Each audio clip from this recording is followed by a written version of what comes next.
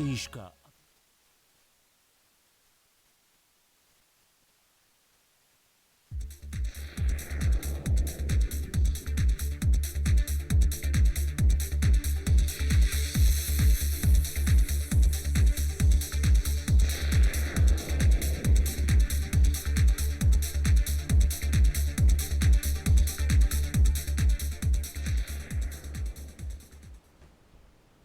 नमस्कार दर्शकों, कार्यक्रम कानूनी सलाह में आपका फिर स्वागत है। आज हम बात कर रहे हैं रैगिंग से संबंधित समस्याएं एवं समाधान पर।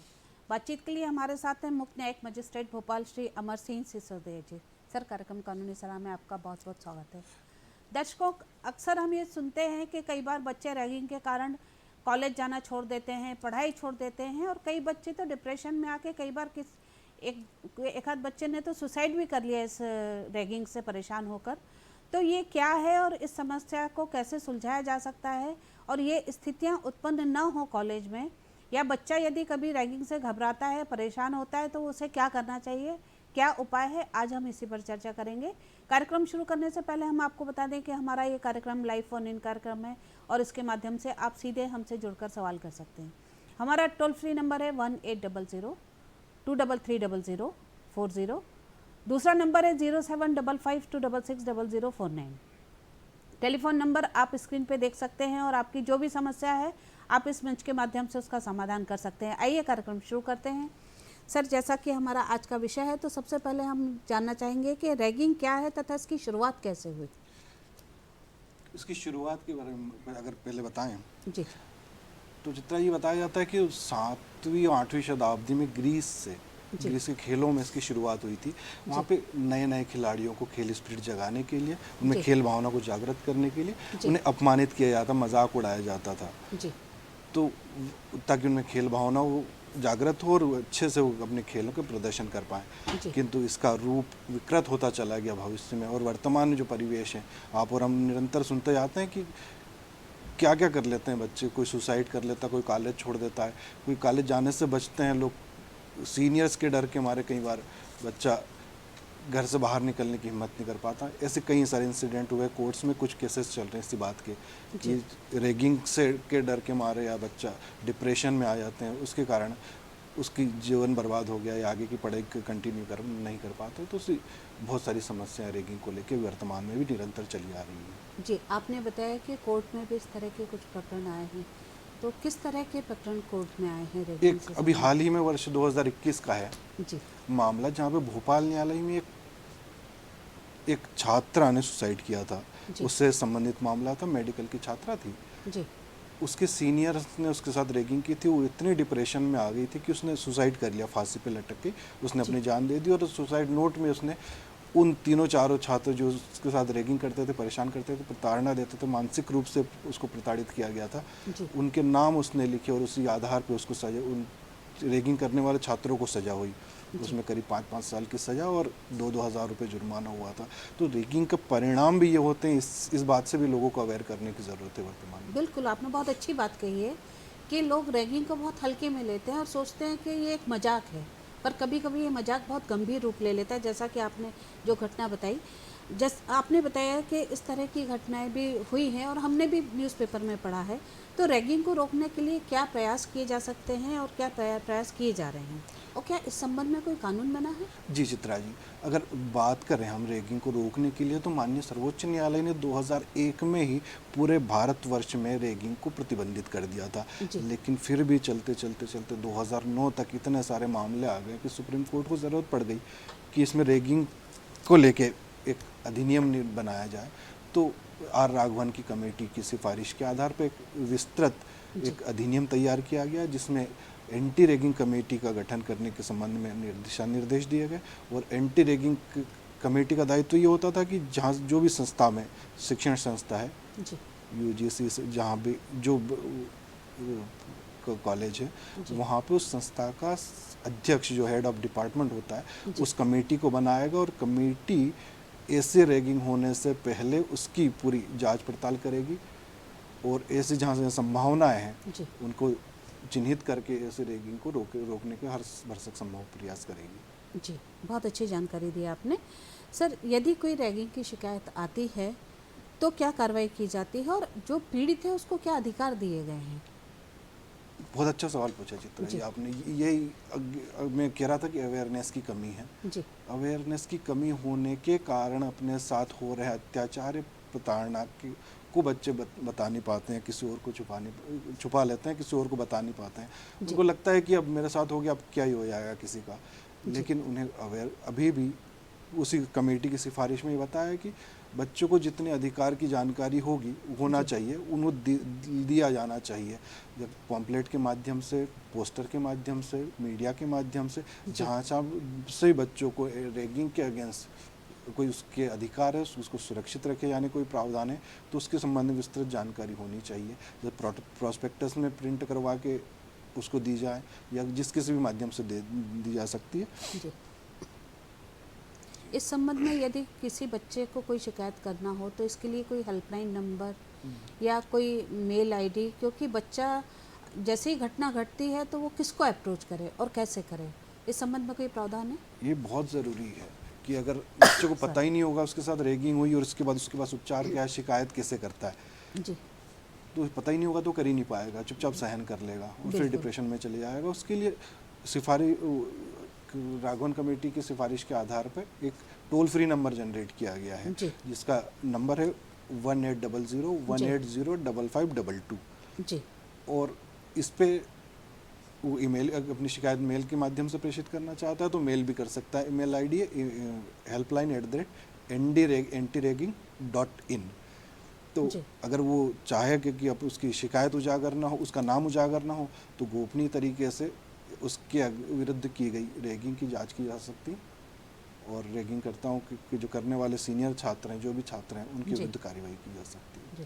दर्शकों, जैसा कि हमारे एक्सपर्ट ने बताया कि यदि कोई शिकायत इस तरह की आपके किसी परिचित परिवार में होती है तो इसके लिए हेल्पलाइन नंबर है 1800-180-5522 और ईमेल आईडी है, उसके माध्यम से भी आप शिकायत कर सकते हैं, helpline@antiraging.in।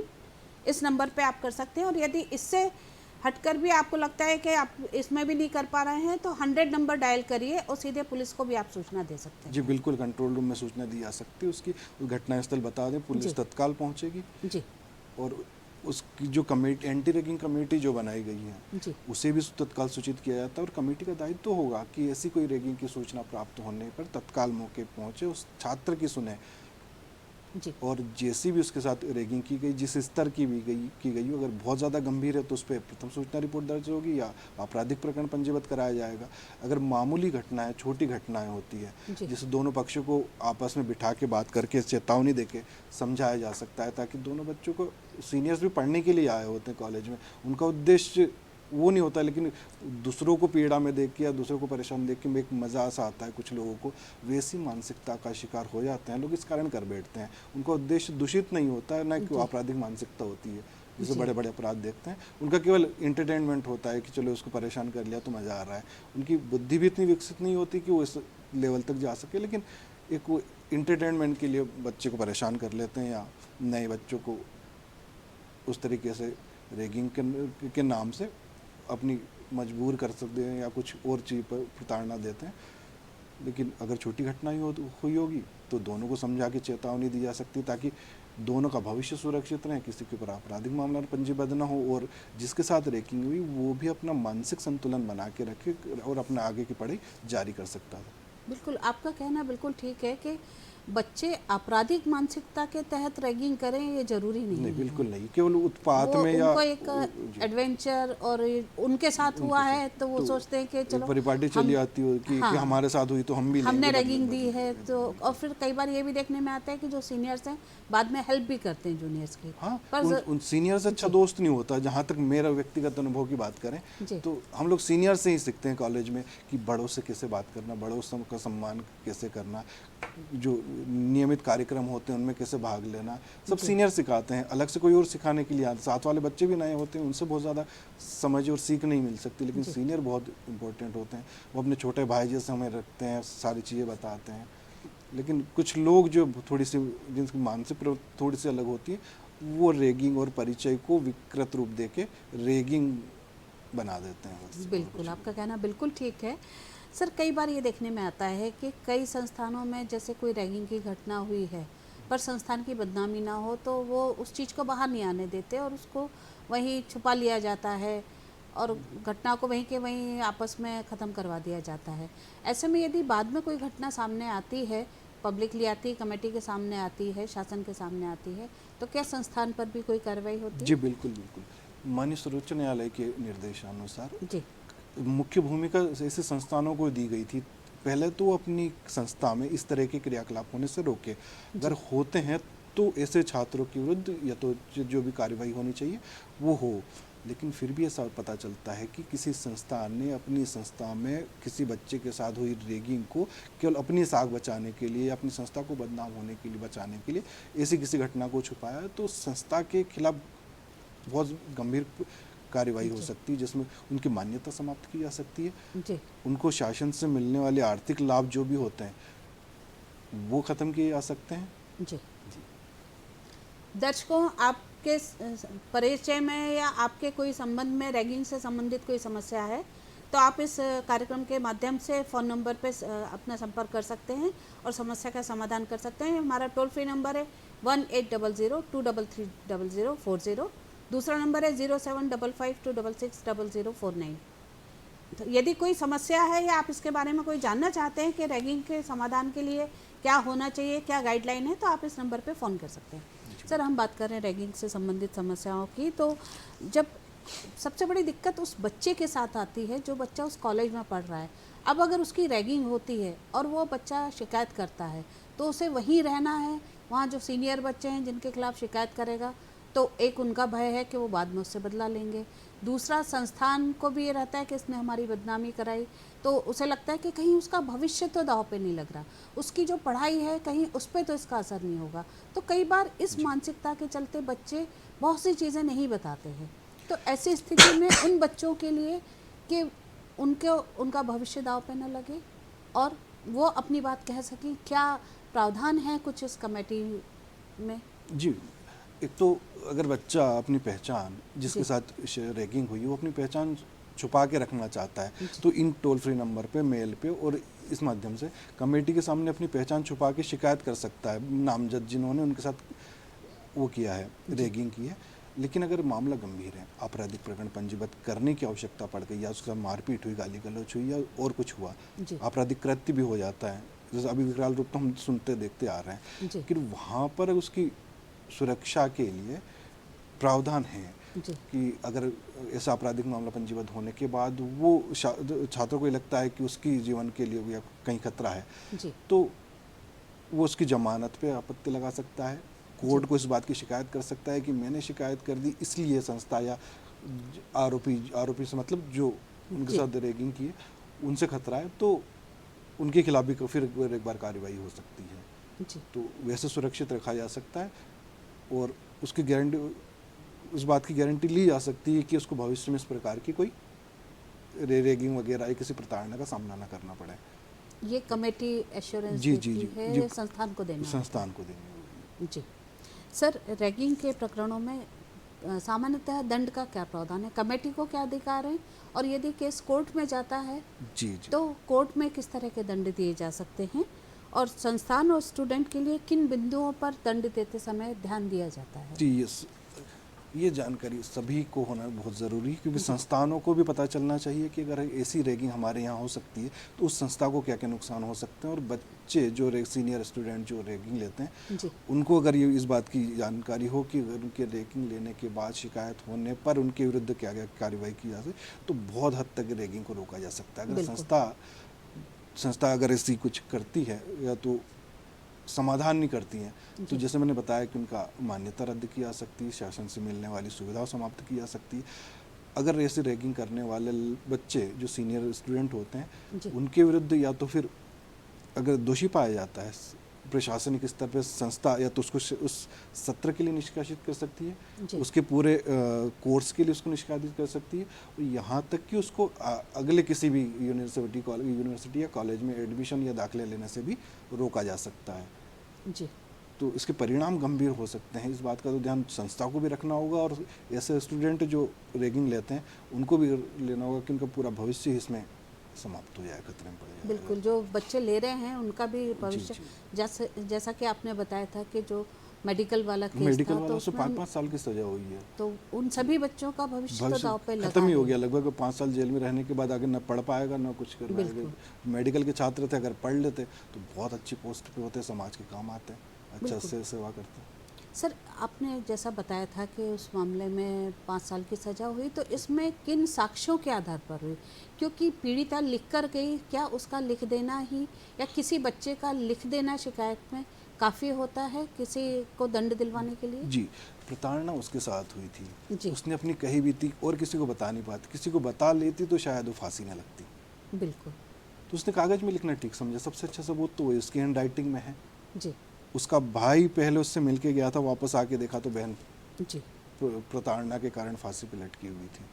तो इससे उस अच्छा सबूत क्या हो सकता है कोर्ट के लिए कि उसकी लिखावट में थे। और जहाँ पर उसमें उसके पीएम वगैरह कुछ हुआ था तो कोई वो चोटें नहीं थी, स्वाभाविक था कि फांसी लगी थी। जी। और उसने लिखा था कि मानसिक रूप से प्रताड़ित थी, तो इसलिए उसको ही एविडेंस मानते हुए सजा सजा दी सकती। की गई।